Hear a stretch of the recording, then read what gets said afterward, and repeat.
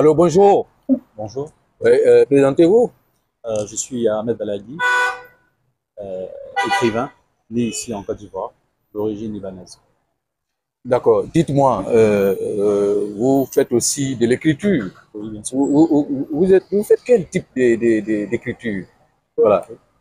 J'écris dans le domaine ésotérique et spirituel, tout ce qui est en rapport avec l'âme, l'esprit et l'aspect symbolique, le décryptage, le mystère symbolique en rapport avec l'homme et la spiritualité. Parlez-moi un peu de spiritualité. Il s'agit de quoi? Vous écrivez, la spiritualité, c'est vague. Mhm. Vous êtes appesanti sur quel chapitre, quelle catégorie en termes de spiritualité? La spiritualité consiste à avoir un déclic et un éveil qui part de l'aspect de vie de tous les jours. Euh, il ne faut pas rêvasser. Les pensées de ce monde doivent s'effacer. Toute autre forme de pensée est superflue. Euh, Ici, on aborde le sujet des passions et des désirs. Suivez vos passions, vos désirs, vous tombez dans un bourbier de confusion.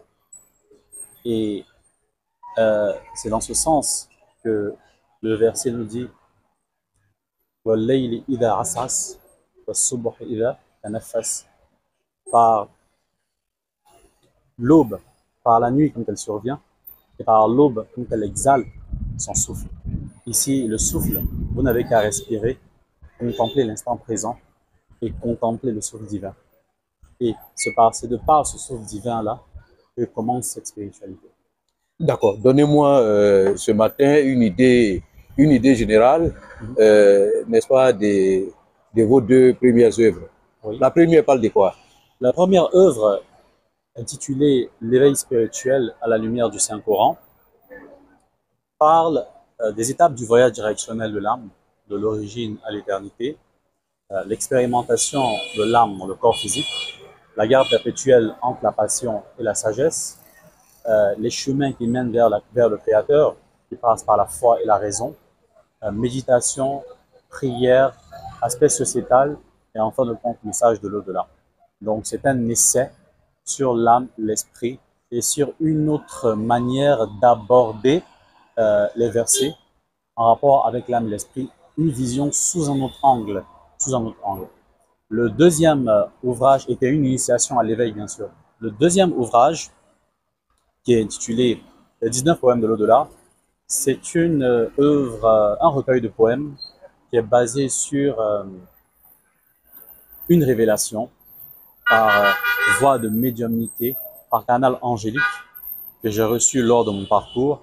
Et c'est par ce canal-là que je reçois les messages et que je suis censé transférer et transposer ce message-là par écrit, que ça se voit dans les vers. Et c'est un devoir pour moi de révéler cette œuvre-là qui est intitulée Les 19 poèmes de l'au-delà.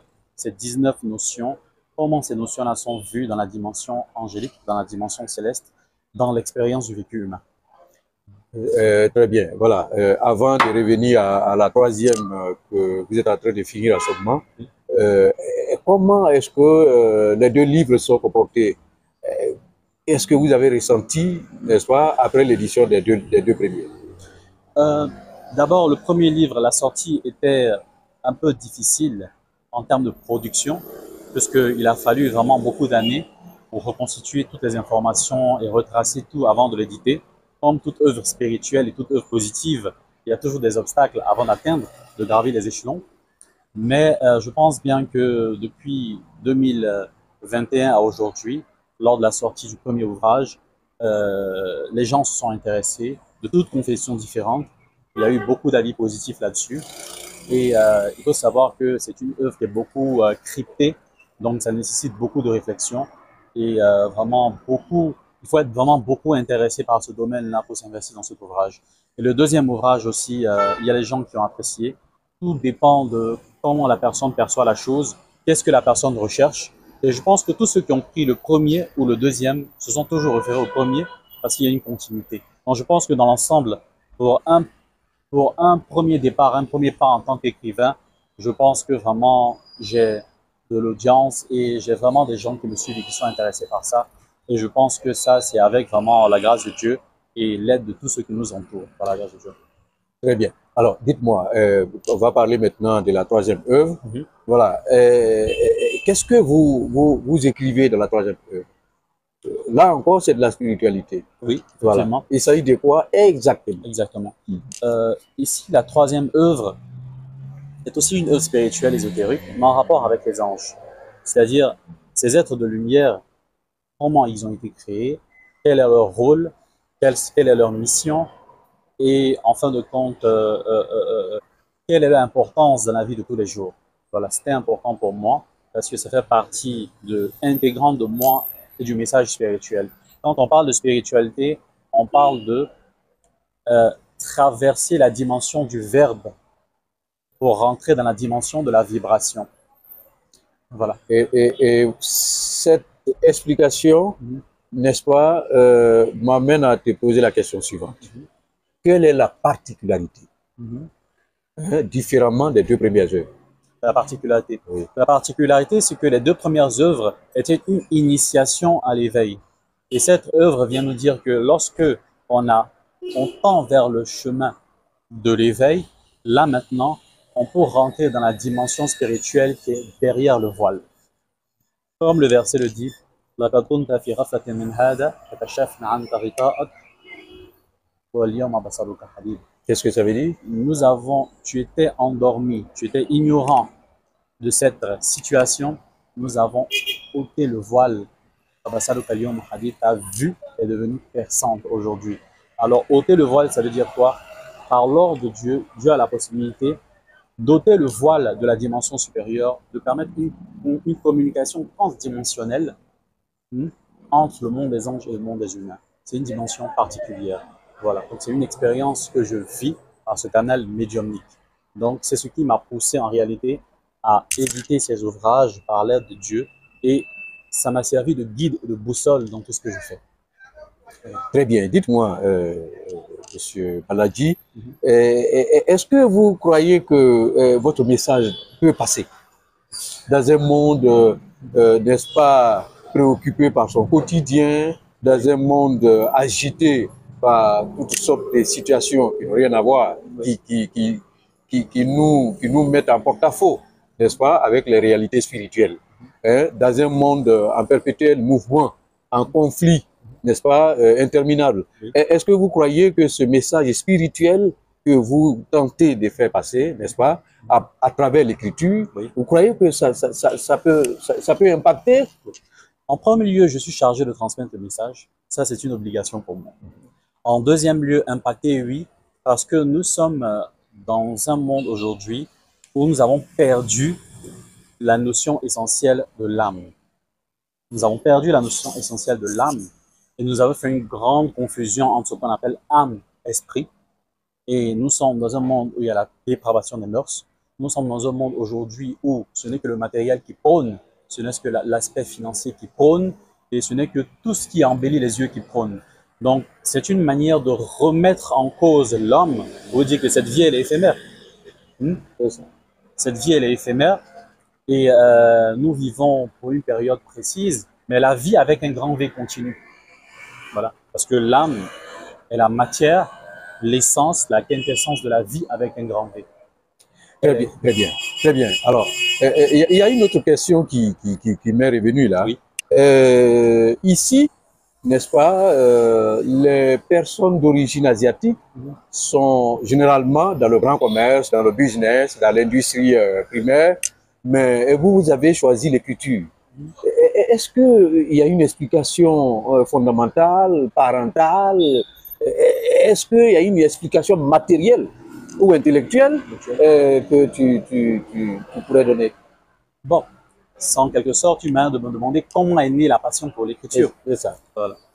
En fait, à l'origine, des parents sont musulmans et mes parents, à la base, vraiment ont certaines valeurs spirituelles qui m'ont été inculquées. Mais le déclic et l'étincelle qui s'est passé, qui m'a poussé à l'écriture, c'est que particulièrement, c'était un décret divin pour moi. Parce qu'il y a un verset du Coran, qui est dans la sourate Hud, la 11e sourate du Coran, qui dit وَهُوَ الَّذِي خَلَقَ السَّمَاوَاتِ وَالْأَرْضَ فِي سِتَّةِ أَيَّامٍ وَكَانَ عَرْشُهُ عَلَى الْمَاءِ لِيَبْلُوَكُمْ أَيُّكُمْ أَحْسَنُ عَمَلًا. Il a créé la terre et les cieux en 6 jours. Et son trône était établi sur de l'eau, afin de savoir qui agirait le mieux, qui est le plus vertueux parmi vous. C'est ça l'objectif, qui est le plus vertueux. Alors ce verset-là, dans mes tout débuts, je passais dans une ruelle et j'ai écouté la lecture de ce verset. Et c'est comme si c'était Dieu qui voulait m'interpeller, le Créateur Allah subhanahu wa ta'ala, pour dire « médite-tu ce verset ?» Et c'est à partir de cet instant-là que j'ai médité sur la profondeur de ce verset et j'ai commencé à comprendre que non, il y a des aspects ésotériques, spirituels, symboliques dans le Coran qui vont au-delà même de l'aspect littéral. Et à travers cette initiation, pour donner un sens à ce verset, vous voyez, il dit qu'il a créé la terre et les cieux en 6 jours. Il a établi son trône sur de l'eau. On le lit, c'est bien beau, mais comment un trône peut être établi sur de l'eau? Alors il faut rentrer pour voir l'aspect de la signification. Quelles pourraient être les différentes significations du trône? Quelle pourrait être la signification de l'eau? Par exemple, je donne une interprétation de première vue. L'eau ici, dans cette dimension, pourrait signifier le monde de la connaissance.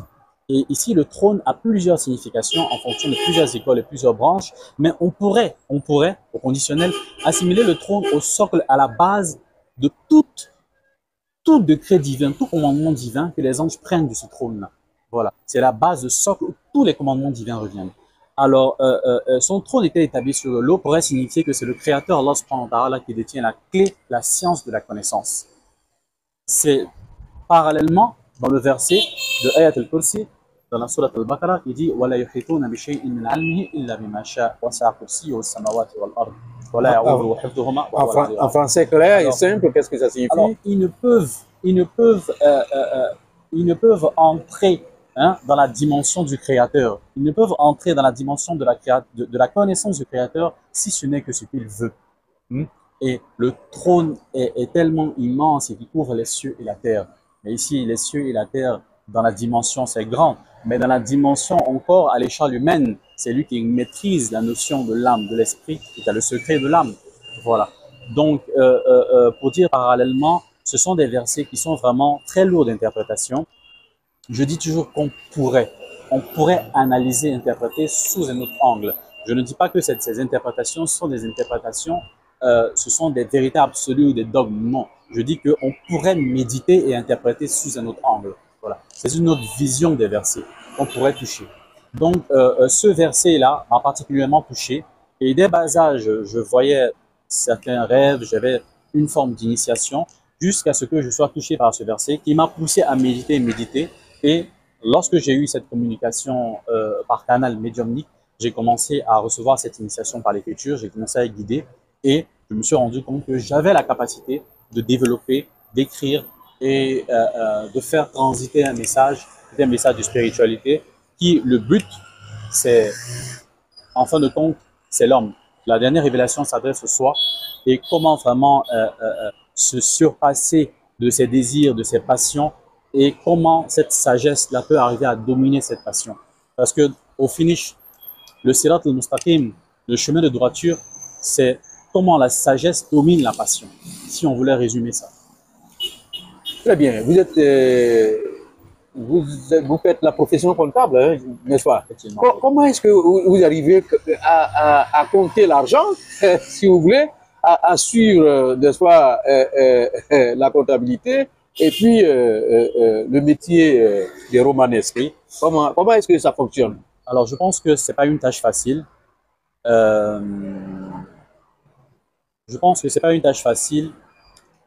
Il faut en quelque sorte imiter la nature. Vous voyez, la nature, elle est silencieuse, elle adore dans le silence, elle ne cherche pas à être douée, elle ne cherche pas les honneurs, elle ne cherche pas les positions sociales, elle fait ce qu'elle a à faire dans le silence et elle part dans le silence. Et tout se passe dans le silence.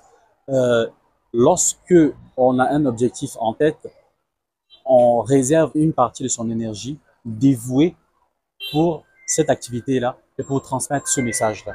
Et je fais l'effort sur soi de prendre de mes temps de repos, de mes nuits, pour pouvoir m'investir dans l'écriture, faire des recherches, m'investir dans l'écriture, jusqu'à ce qu'on puisse faire sortir un livre qui sera vraiment beau à lire et qui transmet vraiment des messages vraiment magnifiques.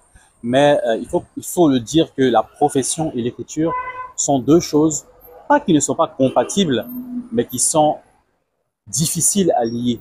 Mais je pense que, comme le dit le Saint-Coran, vous a créé pour une vie de lutte.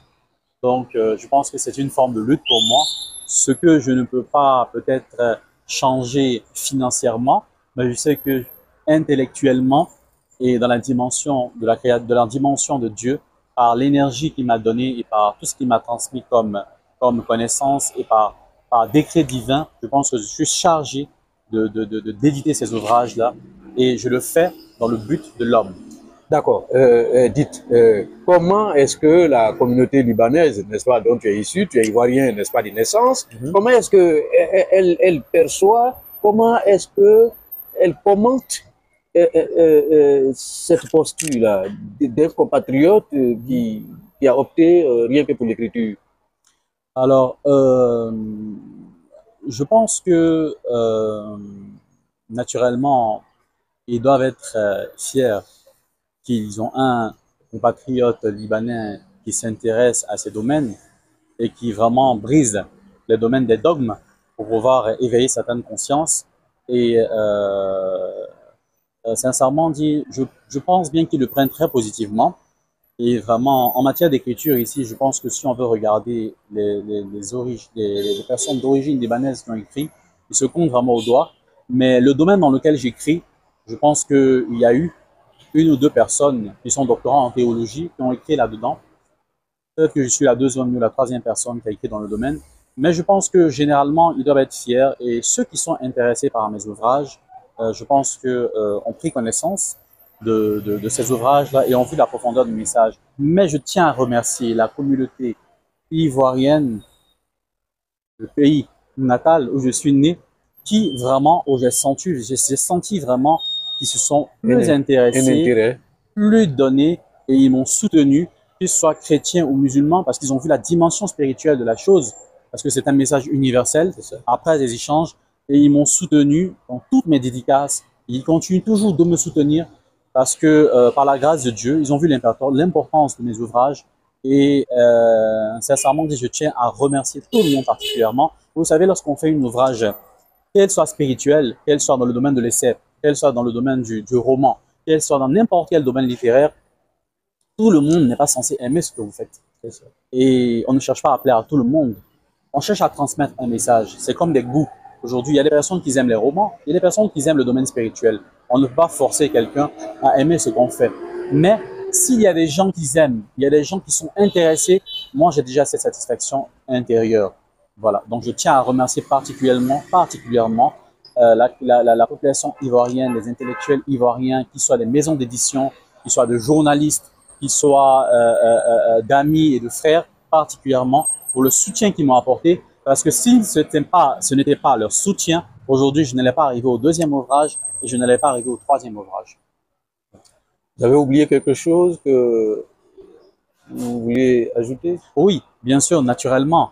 Tout part à la base, la cellule familiale, le père, la mère, les frères. Aujourd'hui, c'est grâce à ma famille et grâce au soutien familial que j'ai pu réaliser et aboutir à cet objectif. Parce que j'ai été encouragé en projet. On a une troisième œuvre, si Dieu le veut, Inch'Allah, qui va sortir en fin d'année ou avant la fin de l'année, qui est en rapport avec les anges. Justement, c'est ce qui nous intéresse d'ailleurs. Oui. Ce troisième ouvrage, le titre? Le titre, jusqu'à présent, on ne peut pas le révéler directement. D'accord. Parce que pour éviter aussi les contrefaçons. Okay. Mais le titre, l'élément symbolique, ce sont les anges, l'origine des anges, leur rôle, leur interaction avec l'humain. Et comment ces magnifiques créatures célestes dotées de cette énergie d'amour et de tendresse nous transmettent et nous protègent chaque jour et quelle est leur interaction avec le divin et quel est leur rôle dans la mission de tous les jours, dans la mission de l'homme. D'accord, dites-moi, ces anges-là, voilà, de toute façon, ils existent, hein?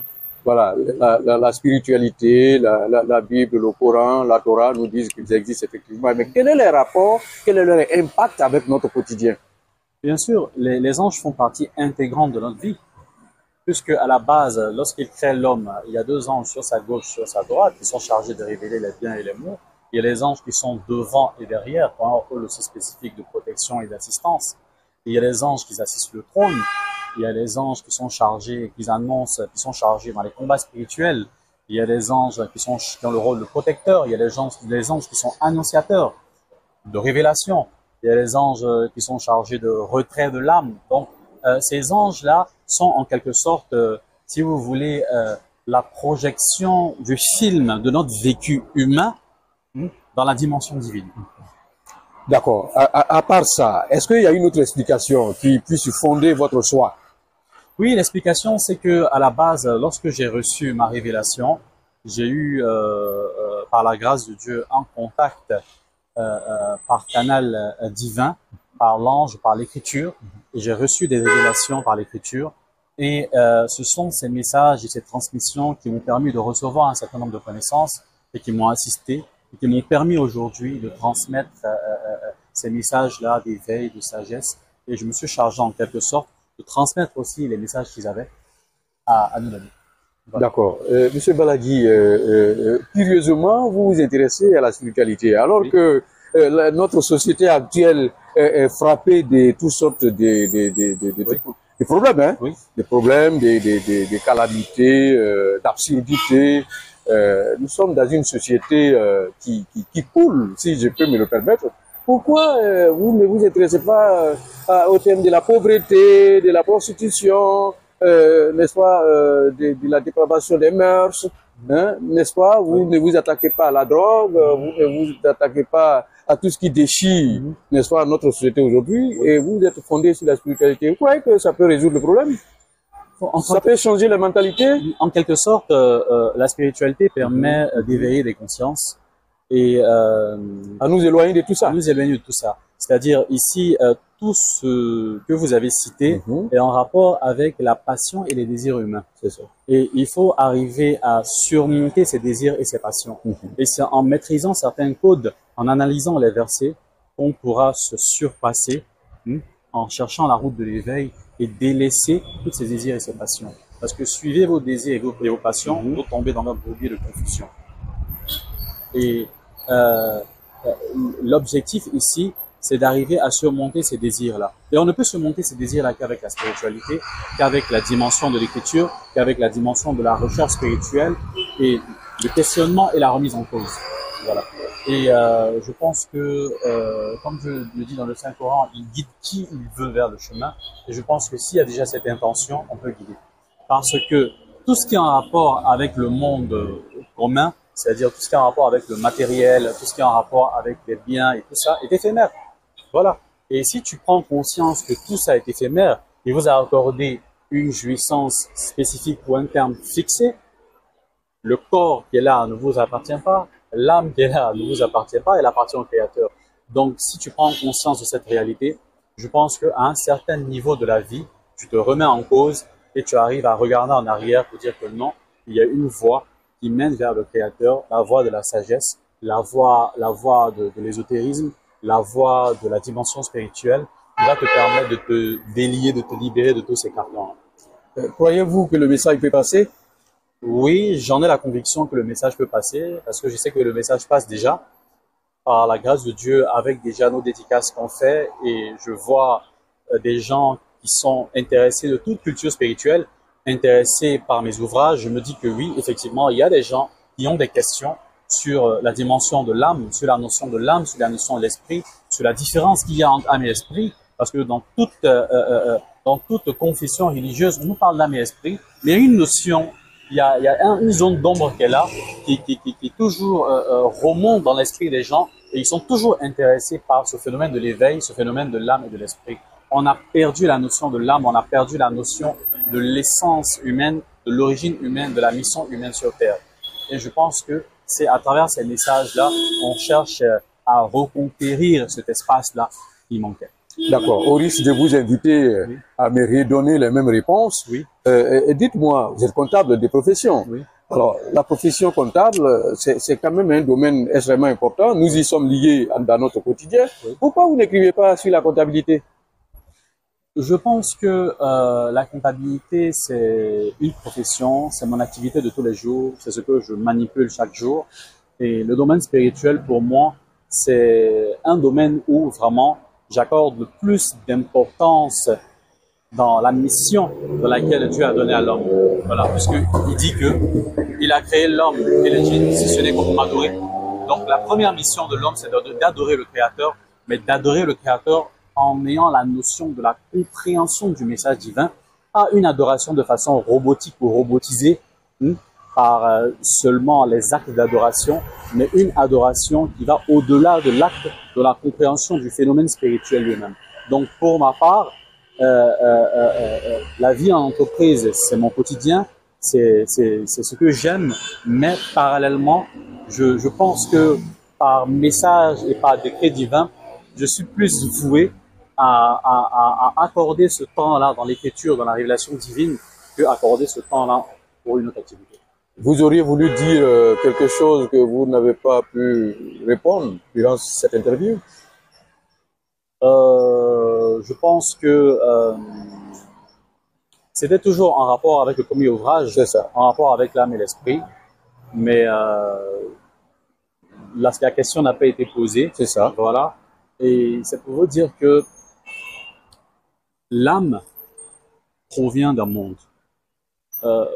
Aujourd'hui, les gens font une nuance entre l'âme et l'esprit. On a tendance à croire que l'esprit est une entité indépendante de l'âme. Comme dans d'autres confessions religieuses, on dit corps, âme, esprit. L'esprit n'est pas une entité indépendante de l'âme.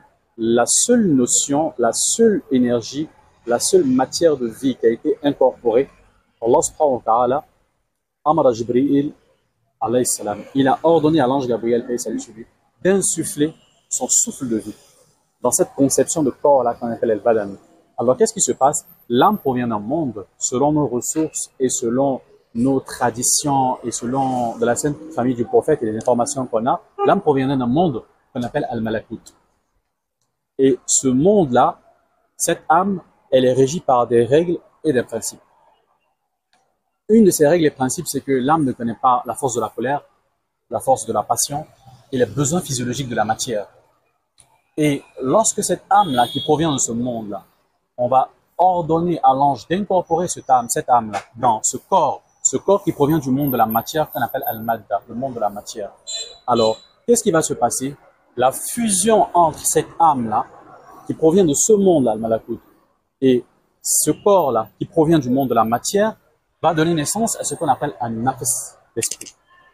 Et c'est de là que l'esprit est né.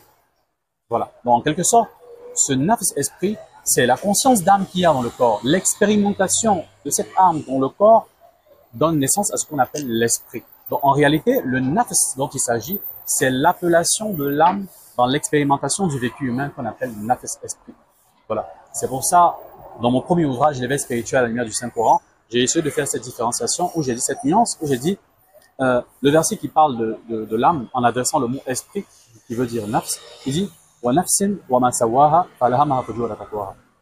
celui qui l'a harmonieusement façonné, il lui a inspiré son immoralité de même que sa piété. Mais il n'attribue pas le mot ruh, qui veut dire âme, il attribue le mot nafs, qui est traduit par l'esprit, par l'âme, en quelque sorte. Là, on voit que l'immoralité et la piété, ce sont des notions du vécu humain. Donc là, on parle de l'âme qui a déjà expérimenté et incorporé le vécu humain. Lorsqu'il dit « Ya ayyatuha nafsul mutma'inna arja'i rabbiki radiyatan mardiyya » toi, âme apaisée, reviens vers ton créateur agréé et satisfait. Ici, il parle de l'âme, mais il attribue le mot nafs. Il veut dire âme, mais littéralement esprit. Pourquoi? Parce qu'il parle de l'âme qui a expérimenté le corps physique. Il attribue le mot nafs. C'est pour ça que vous allez voir que dans les versets, dans l'ensemble des versets, la mort toujours tombe sur le nafs. Sur le nafs, parce qu'il s'agit en fait d'une manière d'appeler l'âme qui a expérimenté le corps physique. Voilà, qui devient l'âme, qui devient nafs. Maintenant, le mot ruh, le mot âme, lorsqu'ils ont demandé au Saint-Prophète, on s'interroge au sujet de l'âme, dit que l'âme est de la relation entre ton créateur et génère ce peu de connaissances. Là, il attribue le mot ruh. L'âme, par essence et par excellence. Et là, vous allez voir que lorsqu'il attribue, il parle de l'âme par essence et par excellence, qui n'a pas encore connu l'expérimentation du vécu humain, on l'appelle le ruh, l'âme proprement dit, proprement parlé. Voilà. Donc, si on veut essayer de résumer, ici, en réalité, le nafs, il s'agit de l'âme. Il s'agit de l'âme qui a expérimenté le corps, qui expérimente le corps physique et qui retourne. C'est pour ça qu'elle retourne vers vers son créateur, en étant toujours un nafs. Voilà. En étant toujours cette âme qui s'appelle nafs. D'accord. Donc, donc, si je comprends bien, chaque ange a une mission spécifique. Oui, à la base, il y a des anges qui sont déjà, il y a des fonctions angéliques qui sont déjà prédéterminées sur l'homme. Les anges qui m'intéressent ici ce matin, ce sont les anges qui sont envoyés par le Tout-Puissant, qui viennent récupérer l'âme. Oui. Voilà. Comment est-ce que ça fonctionne, ça, spirituellement? Bon, le retrait de l'âme, nous savons que selon nos traditions prophétiques, c'est une question qui va intéresser nos téléspectateurs. Voilà. On dit qabd al-anfus, le retrait de l'âme. Alors, personne n'a vu réellement comment cette âme-là a été retirée, mais certains versets du Coran parlent du processus du retrait de l'âme du corps, et qui est retiré par le haut de la tête et tout ça, et lorsque les mondes se crispent et tout ça. Donc ça, ce sont certaines références qui ont été données, mais ce qu'on sait, c'est que d'après nos hadiths, l'ange Azraïl, c'est l'ange chargé de récupérer les âmes et qui a potentiellement des anges qui fonctionnent avec lui, qui sont attribués à chaque personne, qui sont chargés du retrait des âmes. Alors lorsque le moment arrive, cette âme est retirée et le retrait de l'âme d'une personne différenciée d'une personne à une autre. Voilà, parce que il y a les personnes pour qui c'est retiré avec douceur, et les personnes pour qui c'est retiré avec douleur. Tout dépend du degré de vertu de la personne. Et ça, le Coran le dit dans la sourate Al-Nazirat, par ceux qui arrachent avec violemment, par ceux qui arrachent avec douceur. Voilà. Donc tout dépend du degré de vertu, de pureté de la personne. Et Dieu en est le savant sur le retrait et la transition de l'âme après le retrait. Quelque chose à ajouter? Je tiens à remercier AG News et vous remercier vous de m'avoir accordé votre temps, de vous intéresser à ces ouvrages spirituels. Et je tiens à remercier la communauté journalistique, y compris aussi Jack de Teguillois, qui m'a aidé aussi dans la promotion de mon premier ouvrage, qui m'a aidé aussi à l'édition de mon deuxième ouvrage et qui potentiellement sera aussi celui qui va éditer mon troisième ouvrage. Voilà. Merci, Monsieur Baladi. Merci. Nous étions ce matin, n'est-ce pas, à Abidjan, Cocody. C'était à l'occasion des grandes interviews des AGM News et nous recevions celui que vous voyez, ce bel homme, Ahmed Baladi, qui nous parle de la spiritualité.